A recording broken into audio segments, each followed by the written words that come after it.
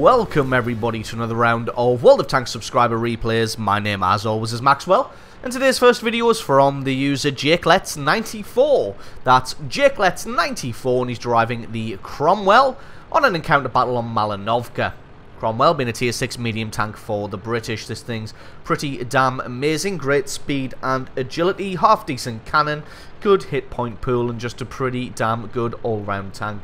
Now a quick intro to this replay. This one isn't about an amazing damage score or kill score. This one, again, like the T20 replay we showed last week, is more about the overall tactics and the positioning that the player uses in this battle to help his team win this one out.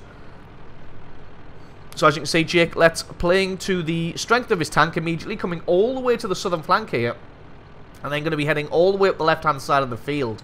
Looking at the enemy team, the only tanks who can really match his speed here are the T49s.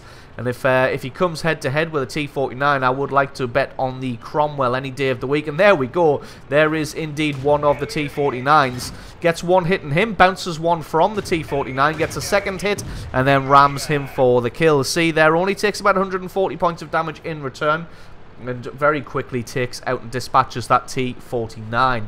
He's dropping down into the lower section of the map just in case there's anybody coming to back this T49 up, but it looks like he may have been on his own. He's got some allies in the background there, a Hetzer and a T49, although it looks like neither of those wanting to venture over the open field with Jake.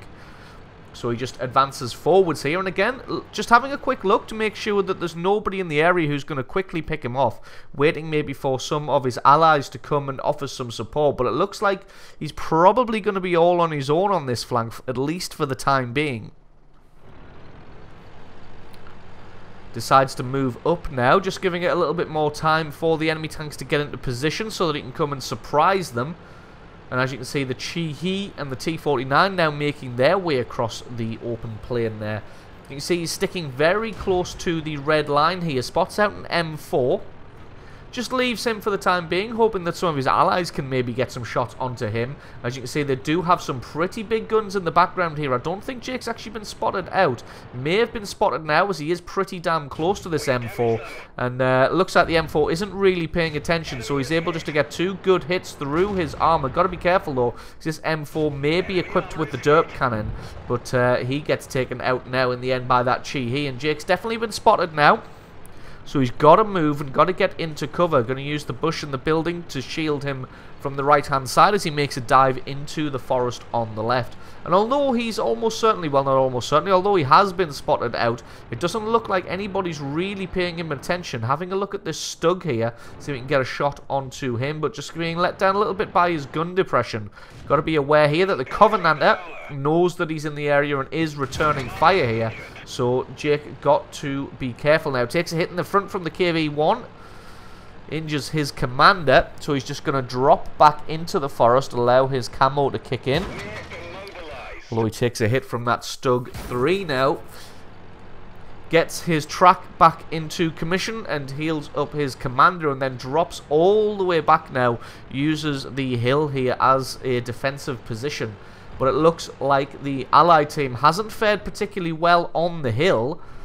Hopefully Jake can get some people's attentions, make them turn around, and that's going to allow his allies an easy time of picking them off. But it looks like he doesn't actually have that many allies in the area to offer some support, as they're having to worry about the hill on their own now. Game's fairly even, it's 6 kills to 7. Jake just playing it extra careful. Doesn't want to take any more damage, as he does only have 273 hit points left. And with a good array of KV-1Ss and that SU-100 on the enemy team, any of those can just one-shot him here. So he does have to be aware of that. Trying to get a shot on this Covenanter, but it looks like he's well behind cover here. Going to try and get a shot on this Stug 3 as well. Got to remember that there is a KV-1 camping somewhere ahead of him here. He doesn't want to take a hit from him. Finds out on one of the Stugs. He's going to allow his reticule to close all the way in. I don't think this Stug has started moving soon enough, and he's just going to stubbornly sit there and get himself killed. Finds the KV-1 as well. Gets a good bit of damage through him, and I think the KV-1 is otherwise occupied with somebody else. But so he's taken damage after damage. He does start to make a run for it and does indeed manage to get away. Got to be careful though, because there's a KV-1S on his radar as well. Although if we have a look on the minimap, that KV-1S is one hell of a distance out. So landing a shot like that, not going to be easy or indeed possible at all, considering the range and the terrain elevation. Stug 3 decides to come try and charge him down. He's just going to use the terrain here to keep a good bit of cover, and he's able just to take out that Stug 3 as he approached, for taking no damage in return.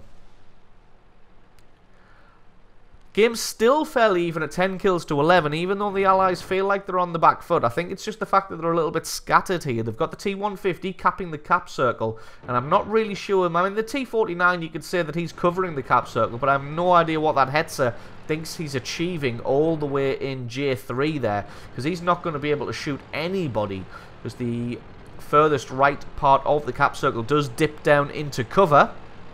So I'm not really sure what that Hetzer thinks he's going to achieve here. And in fact, the last time we spotted that T-34-85, he was flanking around behind. So he's probably just going to get himself killed here. Jake gets a great shot on this KV-1. Just one more penetrating hit should be enough to finish him off. He fades back into the fog of war, but it's not enough to keep him hidden. And he gets one shot through the side, picks up kill number 4.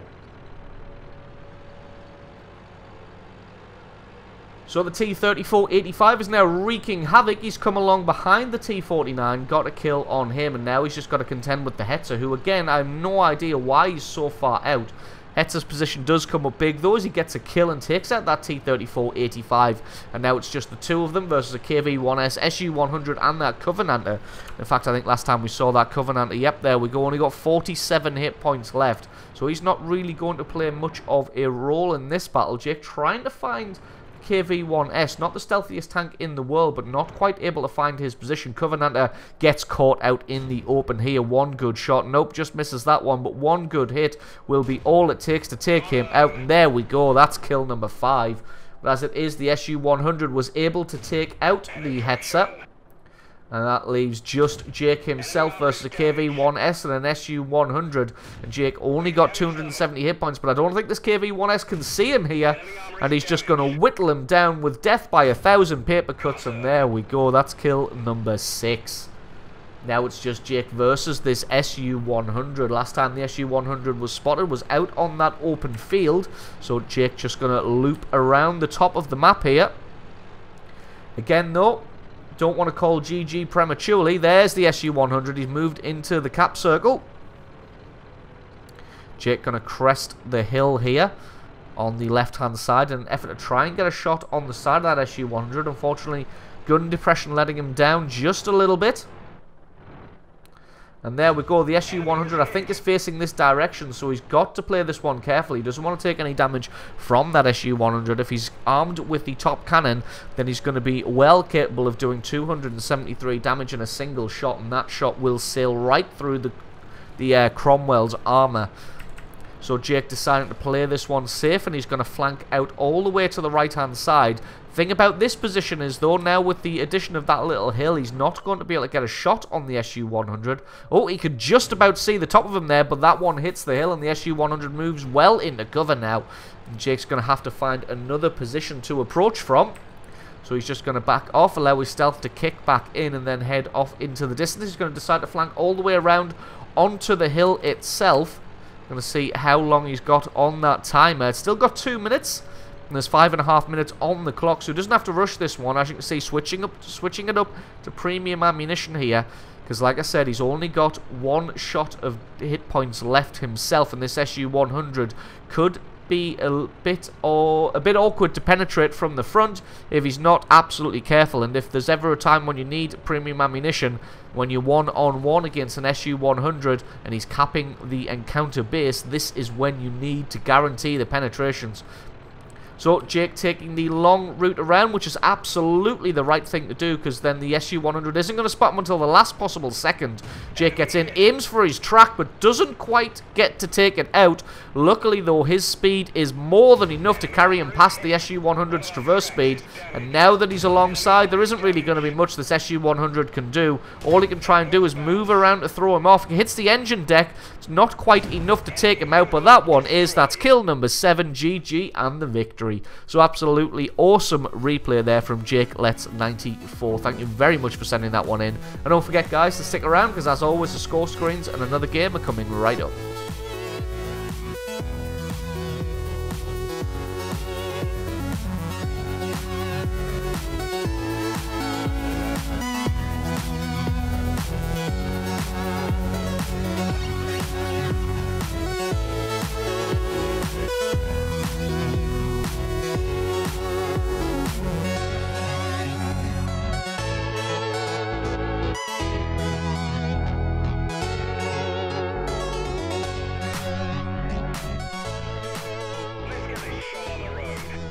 And our second replay of the day is from the user Ironblood. That's Ironblood, and he's driving the Conqueror on an assault battle on Sand River. Conqueror being a tier 9 heavy tank for the British. And they are playing the role of the attackers in this assault mode, meaning that they have to destroy all enemy tanks or capture the base within 10 minutes. Normally the game time is 15 minutes, obviously for assault that's reduced down to 10.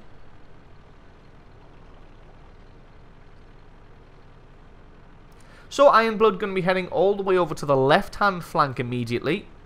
Did spot out that nobody was heading in this direction from his allies, which is why you saw the little bit of maneuvering right at the beginning of the battle there. Decides that because nobody was heading over to this flank, that he's going to make it his flank instead.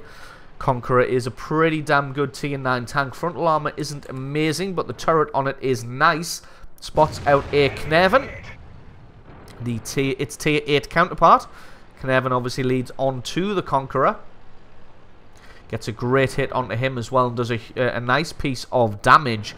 Does spot out the VK4502. Unfortunately, that one just bounced a little bit, which I find a little bit unusual, because you have a look at the cannon of this thing, and it's got 259 penetration on this gun, so it's got supreme penetration for a tier 9 cannon. Alpha damage not amazing, but then that is the characteristic of the British gun. Sorry, I'm pretty sure that hit the VK on the very, very underside of the tank. Not even the lower plate, the actual underbelly, and that still didn't penetrate. So must have been at some kind of very strange angle there for that to bounce. But yeah, back to what I was saying. The cannon on this thing, alpha damage not great, but the rate of fire is fantastic. Taking a few hits from this 5100 here. Got to play it carefully. 5100's able to kick out a decent chunk of damage, but it looks like the range that he's at, the 5120, isn't able to bring that much damage to bear, and in fact left himself out in the open for way too long. As you can see, Ironblood just gonna... Oh, that was very, very unlucky for that shot to fly just over the top of the turret there. Not really sure why the 5120 is still hanging around in this location. But the lackluster alpha damage of the British cannons are always made up for with the fantastic rate of fire. As you can see, reload speed of just 9 seconds on a tier 9 tank. That's pretty damn good, especially considering the E75 gets about the same penetration, 258 I think. Gets higher alpha damage, but it gets a much longer reload time. You're looking at between 13 and 15 seconds depending on your crew skills and equipment. That one surely must have hit there. There we go. The 5120 is a little bit low on hit points. And again, I'm not really sure why he's still in this location. All he's really picked up for himself is that kill on the light tank, which trading a tier 6 light tank for a tier 9 heavy tank with an autoloader, definitely not worth it. So Ironblood going to be squaring off against everybody in this southern flank here. But as you can see, all there is a Black Prince, a Tiger... Is that a 1 or a 2? That's a Tiger 2. And the Panzer Soufflé in front of him here gets a lovely shot through the side of the Tiger 2's turret as he turns that one. Going to try and keep himself hull down, because while the front armor of this tank isn't amazing, the turret is good. Fires off a shot at the Black Prince, but the Black Prince being what it is, bounces that shot. And he's able to get a critical bit of damage there. Gets a great shot through the cheek of the turret there on the Black Prince. And the Black Prince is going to have to think twice now about what he's going to do. So you can see that Ironblood and the Conqueror here has forced both of these tanks, the Tiger II and the Black Prince, to fall back out of position. A little bit unfortunately bounced that one. He is now getting shot in the front by this T-28 prototype maybe, or possibly by someone else. And the Black Prince is going to come around to try and take advantage of this. Black Prince doesn't land any damage, and Ironblood's able to get a good chunk through him, and now he's going to decide that this is not the best location to be in right now. Going to get one last shot at the Tiger II, but just misses that one, unfortunately. And now he's going to have to go forwards and use this sand dune in front of him as cover from the front, as he was taking considerable bits of damage from someone over there. But now he's got to be aware that the Black Prince and Tiger II could peek over the hill and get damage through his rear. But I think he's just relying on his allies and the Black Prince and the VK4502A there to punish either of those tanks that decide to come over the hill. Carnarvon spins himself around. Ironblood just rushes that shot a little bit and misses. And it looks like the Black Prince and the VK4502 having the desired effect right now. Oh, very unfortunate to miss another shot, rushing these ones just a little bit. Can afford to take a couple of hits from this Black Prince, because as we've seen before, it doesn't have the greatest alpha damage in the world. A little bit surprised that his allies didn't punish him for coming over the top of the hill. This could spell disaster, because if that Black Prince and the Tiger II both decide to push at the same time, that's going to be the end for Ironblood. Fails to damage the Carnarvon again. As you can see, that one just bouncing on the very top there. Finally gets one through the side of the turret to the right of the gun. And that's kill number 2 now for Ironblood. And he's in a great position at the moment. Can see a lot of the enemy defenders. And that Black Prince and Tiger II still refusing to push. So he's in a little bit of a safe position right now. He's going to see the rear of this Lurva.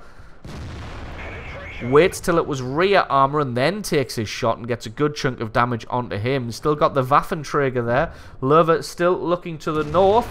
It looks like the allied team are now just going to close in on the enemy team from the north and from the south now. Although the allied Black Prince and VK still sat in that ditch there. One good shot is all it takes to take out the Lurva, and that's kill number 3. Ironblood now realizing that the right-hand flank have got that under control. They're all going to take that Waffenträger out, no problem whatsoever. And he's not really going to be able to get through all those buildings to help land any damage. Does spot out a Panzersoufflé and finds the GW Tiger P. Nice bit of scouting here. If he can line this up, nice shot there to take out the artillery and pick up kill number 4. Now he's going to use this opportunity to try and flank around the side of this Tiger II. Going to head up the side of the sand dune there to be able to get his shot. Rushes it just a little bit and misses. And this Tiger II is continuing to fall back. Unfortunately, he's confounded by the gun elevation there. But now he's got side turret, and now he gets some damage, and he picks up kill number 5. 5,500 points of damage and the victory. So absolutely awesome replay there from Ironblood, showing how positioning and maneuvering can help win a battle even when you don't land all of your shots. It's not all about landing the shots, it's about positioning, tactics, and outmaneuvering your enemy. So awesome replay from you. Thank you very much for sending that one in. If you guys have got a great replay, then please send that into replay@screenreality.com. There's a link for that in the description. All you do is attach the replay file or the link to the What Replay website in the email to replay@screenreality.com. If you enjoyed this video, found it useful, informative, you learned something, or you just enjoy it, then definitely consider hitting that subscribe button, because there's a lot more World of Tanks content on this channel. Stick a comment in the comment section below if you want to join the discussion on this video. I have been Maxwell, this has been World of Tanks, and I will catch you guys next time.